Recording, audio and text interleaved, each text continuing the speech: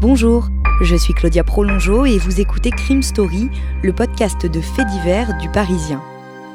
Décidément, ce sont les faits divers et leurs conséquences qui ont la vedette aujourd'hui. Des restes humains ont été retrouvés sur la propriété. Le préfet de la région Corse a été assassiné de plusieurs balles dans la tête ce soir. Un couple et ses 4 enfants ont donc disparu. L'enquête s'oriente aujourd'hui vers un geste criminel. Chaque semaine, je vous raconte une grande affaire criminelle en m'appuyant sur l'expertise du chef du service police-justice du Parisien, Damien Delseny. Bonjour Damien. Bonjour Claudia. Aujourd'hui, nous racontons l'histoire de Jean-Claude Roman. Oui, avant d'être un livre puis un film, l'affaire Jean-Claude Roman, c'est l'histoire d'une imposture et d'un mensonge incroyable. Dimanche 10 janvier 1993. La nuit est froide à Prefsaint, une petite commune à la lisière des départements de l'Ain et du Jura.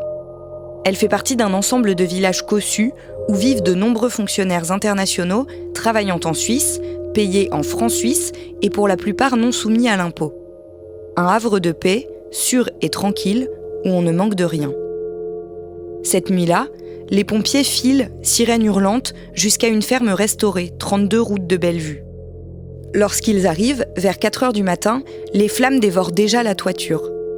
Grâce aux voisins, ils apprennent qu'il faut sortir 4 personnes de la maison. Jean-Claude, 38 ans, Florence, 37 ans, et leurs 2 enfants, de 5 et 8 ans, Antoine et Caroline. Jean-Claude Roman est un brillant médecin spécialisé en cardiologie qui a terminé 5e de l'internat des hôpitaux de Paris. Il travaille désormais à l'Organisation mondiale de la santé, l'OMS, à Genève. Il a rencontré Florence pendant qu'il faisait ses études. C'est une très belle brune qui étudiait la pharmacie. Le couple s'est installé ici peu après leur mariage en 1980. 2 enfants sont nés. Quand les soldats du feu essaient d'entrer, ils constatent que tout est fermé. Sur la façade arrière de la maison, ils aperçoivent à l'étage un volet entrouvert. Ils déploient une échelle et montent. Le premier corps qu'ils trouvent est celui de Florence. Quand ils arrivent à la sortir de la maison, les pompiers notent qu'elle a une énorme plaie sur la tête. Sans doute une poutre qui lui est tombée dessus dans l'incendie. Quelques minutes plus tard, les cadavres des enfants sont sortis à leur tour. On pense à un accident de chaudière qui n'aurait laissé sa chance à personne. Mais quand les pompiers aperçoivent Jean-Claude Roman, il réagit physiquement à l'eau de la lance à incendie qui lui tombe dessus. Il est évacué vers l'hôpital le plus proche. Le médecin est inconscient, mais vivant. Damien, quelques heures après ce drame, le lundi 11 janvier au matin, l'oncle de Jean-Claude Roman se rend rue des Écoles à Clairvaux-les-Lacs dans le Jura, chez les parents du médecin, pour les prévenir. Oui, alors, il vient leur annoncer une nouvelle qui est évidemment épouvantable, mais quand il arrive, la maison est fermée et surtout, le chien n'aboie pas comme d'habitude. Donc, il va forcer la porte et il va trouver son frère, Aimé, 74 ans, et sa belle-sœur, Anne-Marie, 69 ans, par terre, dans des flaques de sang.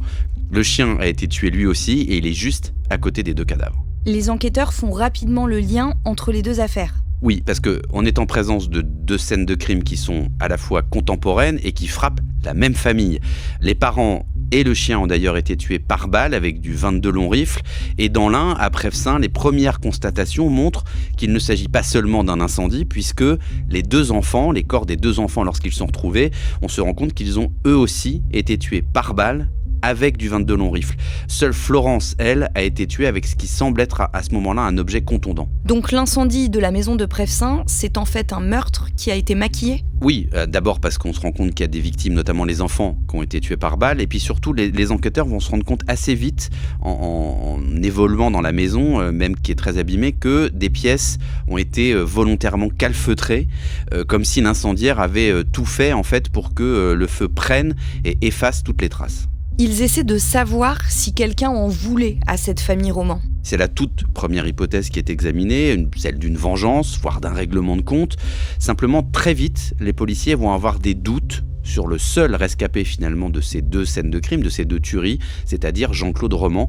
Mais à cet instant-là, il est toujours dans le coma à l'hôpital. Les enquêteurs réunissent plusieurs éléments qui viennent appuyer cette piste. Le dimanche, par exemple, la voiture de Jean-Claude Roman a été vue près de la maison de ses parents dans le Jura. Des témoins affirment par ailleurs avoir croisé le médecin le même jour dans ce secteur. Il avait l'air très abattu. Quand il contacte l'OMS et demande à parler au secrétariat de Jean-Claude Roman ou à un de ses confrères, on leur répond qu'on ne sait pas qui il est. Les gendarmes insistent. L'organisation vérifie alors ses registres.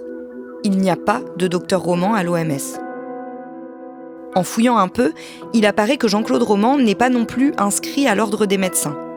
Il n'a jamais travaillé pour l'assistance publique des hôpitaux de Paris et il n'est pas non plus dans les registres des diplômés de la faculté de Lyon où son meilleur ami est pourtant en mesure de confirmer qu'ils y ont bien fait leurs études ensemble. En effet, Jean-Claude Roman a passé les examens de fin d'année, en première et deuxième année. Mais après ça, il n'a plus rien validé. Dans la riche communauté des transfrontaliers du pays de Gex, on tombe de très haut et on ne comprend pas. Jean-Claude et Florence étaient des figures appréciées, de bons amis et de bons voisins sur lesquels on pouvait compter. Ils étaient en apparence heureux, ne semblaient pas avoir de problème particulier. Quelques mois plus tôt, Jean-Claude a eu une liaison adultère avec une certaine Chantal. Une ombre au tableau familial, certes, mais rien de très original non plus. La même question est alors sur toutes les lèvres. Comment la famille Roman, si le père ne travaillait pas, subvenait-elle à ses besoins ? Les enfants, Antoine et Caroline, fréquentaient l'école privée et très coûteuse de Saint-Vincent. Le niveau de vie de la famille était le même que les autres habitants de Prefsaint. D'où sortait tout cet argent ? Le bail de la location de sa maison l'atteste, Jean-Claude Roman se faisait bien passer pour chercheur et chaque mois, il lui fallait trouver beaucoup d'argent. 7 000 francs pour le loyer, au moins 15 000 francs pour la location de la BMW, plus la voiture de sa femme, plus l'école privée des enfants, l'entretien de la famille, les voyages de vacances, ses déplacements plus particuliers. Au total, au moins 40 000 francs par mois. L'analyse de ses comptes bancaires n'a pas encore résolu l'énigme. Damien, l'affaire est tout de suite très médiatisée. Oui, alors d'abord parce qu'il s'agit d'un crime qui a quand même fait 5 victimes, dont 2 enfants, et que surtout commence à poindre l'existence d'un mobile extravagant et d'une histoire en fait assez hors norme, avec un médecin qui ne l'est peut-être pas, avec de l'argent qui circule, dans un milieu aussi relativement aisé, donc oui, ça attire forcément les médias. Le procureur de la République, il propose déjà une piste. Oui, alors lui, il dit même que le mobile de ce carnage, c'est la crainte qu'avait Jean-Claude Roman, le faux médecin, de se voir démasqué. Et il parle de l'arrêt brutal d'un trafic en contour encore obscur dont il était une des chevilles ouvrières. Il s'appuie là-dessus évidemment sur les mouvements de fonds très importants qu'il y avait sur les comptes de Jean-Claude Roman, dont la provenance à ce moment-là n'est pas tout à fait claire. Et il imagine, le procureur, que derrière cette façade, cette vie assez tranquille de Jean-Claude Roman, il y a peut-être des opérations qui sont en lien avec du banditisme, pourquoi pas du trafic d'armes ou de stupéfiants. Dans la BMW de location que Jean-Claude Roman a laissée devant la poste de Prefsaint, les enquêteurs retrouvent un mot écrit de sa main. Oui, alors c'est un mot assez court, qui fait 2 lignes sur une feuille blanche. Dans ce mot, évidemment, il s'accuse des crimes, mais la formule est assez énigmatique puisqu'il écrit « Un banal accident et une injustice peuvent provoquer la folie, pardon ».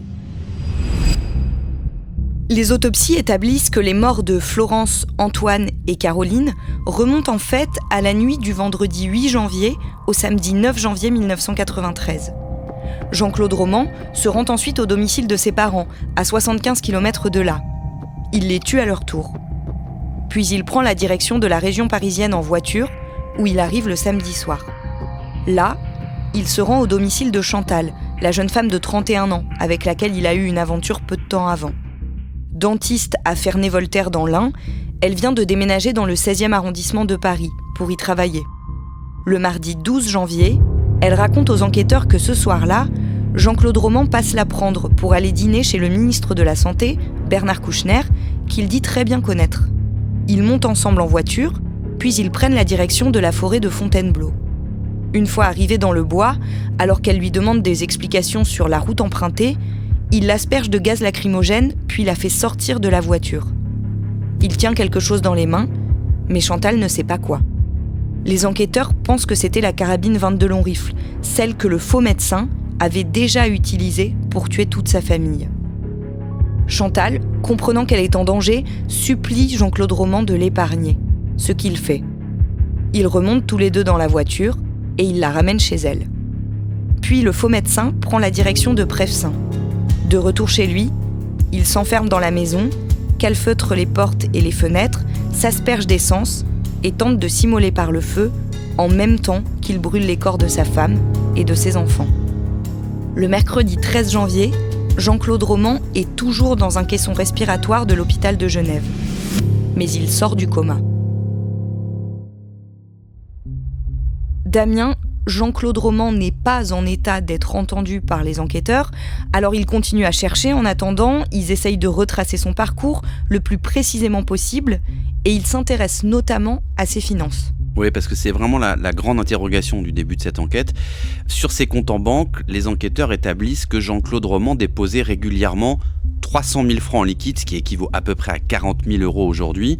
Toujours à peu près d'ailleurs la même somme, comme une espèce de rente qui arrivait sur ce compte bancaire et qui lui permettait surtout d'absorber les dépenses courantes de la famille. Les gendarmes retrouvent également une mallette contenant des coupures de billets de banque. Oui, avec une importante somme en liquide dans cette mallette. Encore une fois, la question que se posent à ce moment-là les gendarmes, c'est d'où vient cet argent ? Il y en a quand même beaucoup, donc, et comme ils ne travaillent pas, il faut quand même trouver la provenance de ces fonds. Ils découvrent aussi que quelques jours avant le quintuple meurtre, le compte de Jean-Claude Roman a été vidé et qu'il était même à découvert. Ce qui peut sans doute expliquer peut-être une forme de préméditation. En tout cas, il s'est passé quelque chose d'assez anormal sur le compte qui était d'habitude relativement crédité. C'est qu'effectivement là, on a enlevé tout l'argent qu'il y avait dessus, il est à découvert. Donc ça veut dire qu'il est aussi à ce moment-là dans une situation financière qui est sans doute délicate. Qu'est-ce qu'on commence à comprendre à propos de Jean-Claude Roman à ce moment-là ? On sait qu'il a menti sur ses études, on sait qu'il ment sur son travail, on comprend aussi qu'il a créé pendant toutes ces années une couverture qui a tenu jusqu'au moment où un ou plusieurs événements ont fait que cette espèce de voile sur qui il était réellement commence à se déchirer. On comprend aussi, en multipliant les investigations, qu'en réalité, il empruntait de l'argent à ses proches, notamment à sa belle famille, en faisant croire que, on le sait, la Suisse a toujours été désignée comme un paradis fiscal avec des banques plutôt tolérantes lorsqu'il s'agit d'y placer des fonds. Donc lui fait comprendre à sa famille et à sa belle famille que il est bien placé à l'OMS pour éventuellement faire circuler des fonds, les placer dans des banques assez discrètement.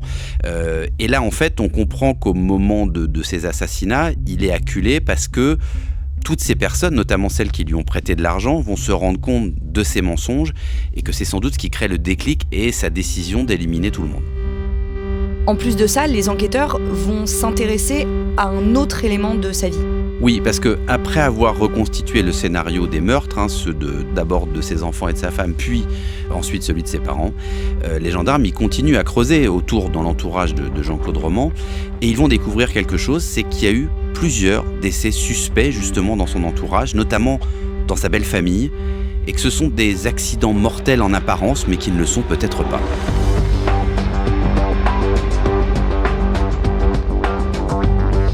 Vous venez d'écouter le premier épisode de Crime Story consacré à Jean-Claude Roman. Suite et fin de ce podcast dans le deuxième épisode, déjà disponible sur leparisien.fr et sur toutes les plateformes d'écoute. Crime Story est le podcast fait divers du Parisien.